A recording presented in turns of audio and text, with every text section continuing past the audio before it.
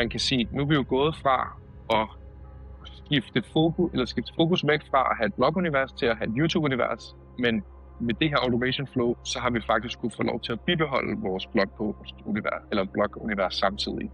Og det er jo noget, hvor at hvis ikke vi havde kunne ramme så rigtigt på tone of voice her, så vi kunne bruge det til noget, så det ikke vil udvande vores brand of voice og vores authority, jamen så vil vi ikke have nogen blogpost, og så vil den gren af vores hjemmeside ligesom være død. Jamen, vi er på den igen. Jeg har trykket på den store røde knap, og i dag der er jeg så heldig, at jeg sidder sammen med dig, Lukas. Yes.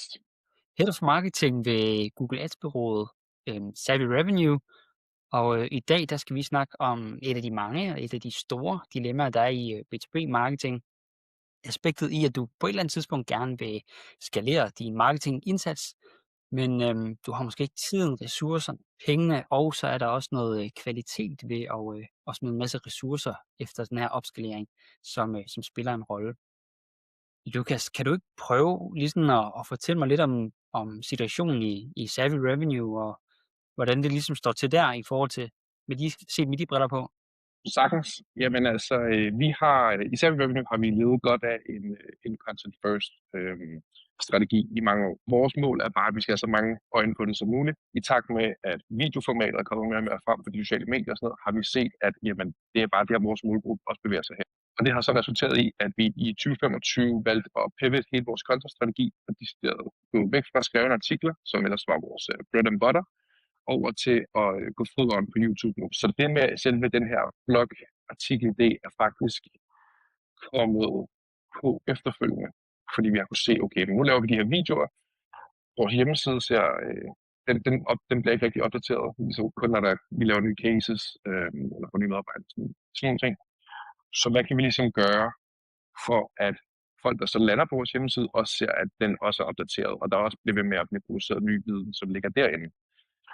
Og det er så her, hvor at AI og automatiseringsflows, det kommer ind i det. Vi kommer lige til at vi har faktisk ikke nævnt, hvad det er, vi skal snakke om i dag, men det er jo fra YouTube-video til blogpost, uden at tabe sin tone of voice. Jeg ved, at det har været meget vigtigt for jer, ikke bare at producere mere, men producere noget, der stadigvæk lever op til jeres brand. Og ja. Kan du prøve at sætte mig lidt ind i, hvilke krav har der ligesom været til det, der skal produceres? Vi vil ikke risikere, at vi laver en god video, folk ser den, kommer måske ind på vores site, læser nogle andre artikler, hvis de måske er mere til det skrevne, content på. Og så de sidder og siger, det virker ikke som Andrew, der har skrevet det her. Fordi så mister vi den troværdighed og authority, som Andrew har bygget op igennem mange år, om at han har skrevet nogle rigtig gode artikler og har rigtig meget fejl. Og hvis vi mister den authority, altså ja, det kan vi ikke tåle. Fordi vi lever meget på, at vi ligesom er rigtig dygtige inden for vores felt, som er en og Google Ads, ikke? Så det har været en kæmpe fokusområde, og ikke, udvande vores autoritet med bare at producere content, som kan få lov til at komme ud og leve, og så kan det være, ja. Så I elsker teknologi og AI og så videre, men I ved også godt, at det menneskelige stadigvæk sælger og tilliden dertil. 100%. Og nu ved jeg ikke, men jeg sidder jo selv meget på LinkedIn, og når man så ser folk, der har skrevet, hvor altså, det lugter bare væk af AI-post, man bliver træt. Og man er sådan, det gider jeg ikke. Altså, og så vi har haft kæmpe fokus på, at vi skal ikke producere content for at producere content. Vi skal producere værdiskabende content, som passer ind i vores tone of voice og vores brand. Jamen fedt, Lukas. Jeg tænker faktisk, at vi er klar til at dykke ned i alt det skal handle om. Så jeg tænker, at vi skal kigge på det flow, der ligesom har sparet i al den her tid, og ligesom har gjort det muligt at producere de her blogpost. Yes, jamen lad os gøre det. Vi ser vores flow her, som basically er en trigger, der går ind og læser, hver gang vi uploader en ny YouTube-video. Så trækker noget ID ud, noget video-ID, så bruger vi en service, ikke som den hedder, men den går ind og henter, fordi YouTube transkriberer alle videoer, man uploader, i forhold til, at den kan bruge det til sin algoritme. Det går den ind og henter det transcript her. Så er der en meget vigtig ting, når man bruger AI, det er, at man vil gerne mindske så meget noise som muligt, eller støj. Og så jeg har lavet en lille kode, der simpelthen går ind, fordi at transkriptet, det kommer ud i en masse timestamps spor. Så den går simpelthen og fjerner alle spor og timestamps og laver det sammen til én sammenhængende tekst. Det har jeg set Ja, altså jeg tror, vi så en forbedring på 20% eller sådan noget af outputtet, den lavede, efter vi gjorde det. Og det var bare et lille step i flowet her. Så har vi en helt stor her, som er Write Like Andrew. Og det er herinde, den helt store prompt, den ligger, som er den, der laver hele artiklen. Det bliver selvfølgelig parset igennem nogle andre koder, der ligesom omformer det. Så har vi en AI categorizer, som ligesom går ind og siger, okay, vi har prædefineret nogle kategorier og nogle tags på vores hjemmeside, på vores blog, og der går den ind og læser artiklen og vurderer ud fra det, hvor den bliver så bedst ind. Og så bliver den helt automatisk uploadet til vores hjemmeside og ryger ud til Notion, som er det task management system, vi har bygget til os selv. Og der har jeg en designer, en freelance designer siddende, og hun får så en task på, at du skal gå ind og tilrette artiklerne med so-me images og illustrationer i selve blogposten og sådan noget, sådan så vi får et rigtig lækkert output. Mm. Og så er det selvfølgelig vigtigt at nævne, at vi er både i Danmark og i Europa tilgængelige, så vi har, nu skriver jeg egentlig, eller taler på engelsk, så den her skriver selvfølgelig artiklen på engelsk. Så har vi også lavet en AI-note, hedder det, som oversætter til dansk, og selvfølgelig tager højde for, hvilke, sayings man har i Danmark, men hvilke det hedder på dansk, men sådan fraser, man kan finde på at sige på dansk. Man kan ligesom fornemme, at det er den her Write Like Andrew note, der ligesom er guldklumpen i hele flowet. Det er ligesom den, der sørger for, at I ligesom får produceret jeres content på et niveau, som I ligesom ønsker. Kan du så ikke lige prøve at tage mig igennem, hvilke steps, der ligesom er i at få den op på det niveau, som I ønsker? Jo, sagtens. Og jeg tænker, vi kan lige starte med at kigge på den, fordi den er, som man kan se her, det er lidt en lang prompt, man skal igennem, som den går igennem hver gang, man skal skrive en ny artikel. Mm. Og til den her prompt, der er alt guldkornene, de ligger i role. Det vil sige, den persona, den skal indtage, inden den går i gang med at skrive artiklen. Så jeg har brugt AI, surprise, surprise, til at gå ind og ligesom få lavet en analyse af, hvordan Andrew han skriver. Jeg kan hurtigt vise, det er den her prompt, jeg har brugt, og at den går ind og analyserer på en række artikler, jeg har givet den, og så baseret på de her 11-12 dimensioner, der er hernede, der går den så ind og ligesom laver en fuldkommen tone of voice analyse af Andrews tone of voice. Det fik jeg den her ud af. Nu kan vi lige gå igennem her. En lang analyse af hans tone of voice. Det har jeg så brugt AI igen til at destillere ned til at være Roland, som vi så ser. Det her er Andrews prompt uden for NADA. Men så hele den her row, det er en destillering af den der tone of voice analyse på 12 sider eller hvad det er. Så det er det første step. Det er simpelthen at finde ud af, okay, vi skal have klarlagt, hvordan skriver Andrew, og hvordan er hans tone of voice. Så ellers, hvis ikke vi ved det, så kan vi ikke replikere det. Så er det selvfølgelig step 2, altså der skal du så vide, hvad har du behov for at den her prompt, den giver et output, du kan bruge til noget. Mm. Så for os, der er det, at den skal simpelthen transformere det fulde videotranscript om til en velstruktureret, lidt læselig artikel, som er skrevet, som var det Andrew, der skrev. Så basically det samme, du vil høre en ghostwriter til. Mm. Og en anden vigtig ting til det, det er så konteksten, det her, hvor vi går ind og fortæller, jamen hvad har du at arbejde med? Hvad er dine rammer? Og der får du så den fulde YouTube-video, hvis vi så lige skal ned, fordi det her, der bliver det også, efter min erfaring, rigtig vigtigt, det er, at man bruger en step-by-step proces. Fordi man kan selvfølgelig sagtens skrive i sin prompt, tage det her transcript, og skrive en artikel baseret på transcriptet. Men det er et step. Og som vi vil se senere, når vi kigger på testen, vi har kørt på en simple prompt og den her prompt, så altså, den gør det, den får besked på, men det bliver noget værd juks. Og det er noget, hvor vi har fundet ud af, at med en step-by-step proces i sin prompt, jamen så kan du faktisk få den til at arbejde i steps. Og det er jo også, som jeg selv arbejder. Og det er virkelig en game changer. Ja. Så skal den faktisk, og det her det er rigtig, rigtig vigtigt, så bliver den bedt om at gå ind og identify 3-5 primary argumenter eller key takeaways, der bliver lavet i videoen, så vi beder den basically om i allerførste step, jamen du skal ikke bare gå i gang med at skrive, som hvis vi har skrevet, skrive en artikel på sådan et transcript. Vi går ind og fortæller den, du skal læse og forstå det her transcript. Og så skal du faktisk lige trække 3-4 key takeaways ud af den.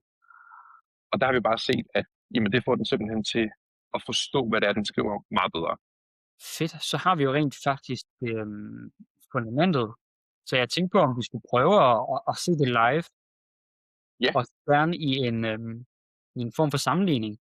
Nu hvor vi så hopper ind i N8N-flowet her, så har jeg kopieret vores nuværende N8N-flow, der kører, og så for at vi kan se ligesom forskellen på en god prompt og en simple prompt, så tænker jeg, at vi lige starter med at kigge på en simple prompt til at starte. Som man kan se her, så er det en meget, meget, meget simple prompt i forhold til den, vi lige har gennemgået med hele roller og så videre, så videre. I princippet, så har den jo hele transcription fra videoen. Så den har alle rammerne med, hvad det må sige, hvilken information det må give osv. osv. Så det burde jo ikke være sværere end at sige, at du skal tage alt det, der står her, og så skal du omskrive eller omrokere det til en artikel, og selvfølgelig få det til at lyde som Andrew. Så det burde være ligesom, det burde fungere. Men hvis vi så kører flowet, som vi kan se her, nu har flowet kørt, og det her er, hvad der er kommet op på vores hjemmeside som draft. Og til at starte med ved hurtigt øjekast her, vi har jo kørt en simple prompt, så det burde ikke være særlig godt. Allerførst, så det der springer i øjnene for mig, det er, der står her, 26 proven tactics for 2024. Jeg ved, at der i YouTube-videoen, i titlen, der står 2026. Så allerede her har vi en major fejl. Altså, jeg ved ikke, hvor den har 2024 fra. Også fordi, ja, jeg ved simpelthen ikke, hvor den har det fra.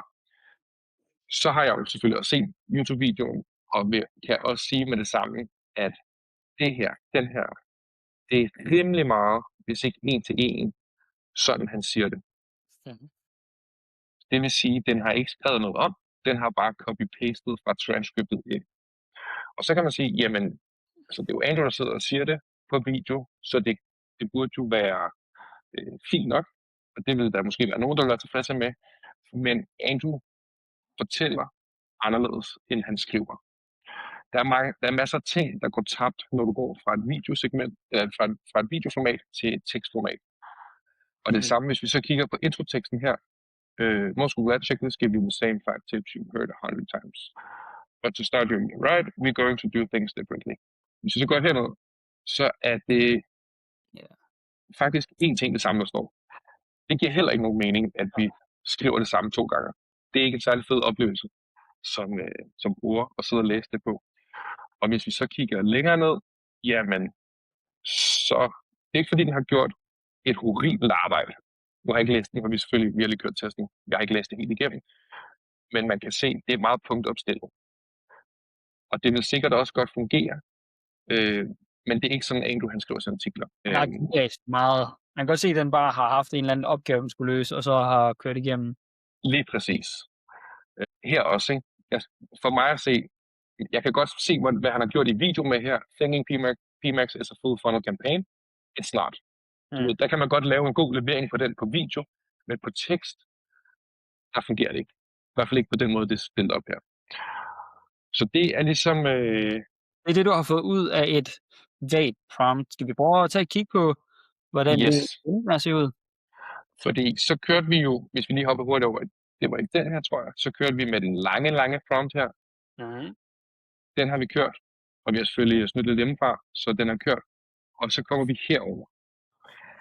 Man kan med det samme se, okay, for det første, så vil jeg sige, der er ikke noget 2024. Kæmpe succes allerede der. vi sætter ikke bare så højt. Nej. Men det her, det er meget mere en titel, der kunne være skrevet af en. Og så igen, her er han lidt bombastisk, men det er også en del af hans persona. Det er at være sådan der, han er kendt for nogle gange at gå imod, hvad der er best practice, hvis hans erfaring siger noget andet. Hvilket er helt fint. Hvis vi så ruller længere ned, så kan man allerede se her, der er noget bedre. Det er bedre opdelt her for det første, der er lidt luft, så det er bare for øjnene at læse. Men også igen, der bliver ikke gentaget, hvad der står. Så det, der står her, det bliver ikke bare gentaget hernede. Så langt, så godt. Så når vi kigger her. Det her er meget mere en rar oplevelse at læse, og ikke bare en punktopstilling af 26 fejl. Og den er skrevet meget mere, som Ado vil skrive det, for eksempel, titlen her, The Illusion of Complexity, er 100% meget mere dragende. Over at læse. Præcis, og den her er også meget Ado, det unsexy but crucial feed fix, fordi det er en rigid opgave, som så gør det der, men det er bare vigtigt. Ja. Så vi er inde i et meget bedre output, og der skriver den endda, it's 2026, som fik også overstillet rigtigt. Det her er 100%, er ikke 100%, 95% hvordan Ado har beskrevet det. Så har vi selvfølgelig også i vores NLN Flow den automatiske oprettelse af en design-task til vores designer. Så vi har faktisk en live artikeludgave af den her kørende, og der kan man se, at så har vores designer været inde og putte et feature image på. Og hun har faktisk også været inde og putte gifset fra videoen. Selvfølgelig linker vi også til videoen heroppe, hvis man vil have det i videoform. Og hvis man ruller ned igennem, får den noget mere liv i form af, at vi også får nogle instruktioner, der hjælper med forståelsen af, hvad artiklen handler om. Så vi er faktisk ramt sted hen, hvor vi lige pludselig får noget, som ligner en til en det, som Ado han plejede at producere, men bare hvor Ado ikke har skulle bruge tid på det. Cool. Jamen, det var jo flowet. Nu står I tilbage med et blogpost, som normalvis skulle skrives fra bunden. Ja. Ja, og men til gengæld så har I fået et YouTube-univers sammenløbende.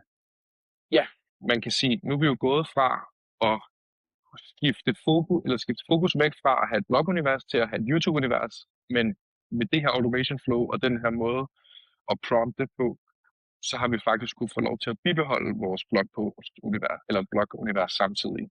Og det er jo noget, hvor at hvis ikke vi havde kunne ramme så rigtigt på tone of voice her, så vi kunne bruge det til noget, så det ikke vil udvande vores brand of voice og vores authority, jamen så vil vi ikke have nogen blogpost, og så vil den gren af vores hjemmeside ligesom være død.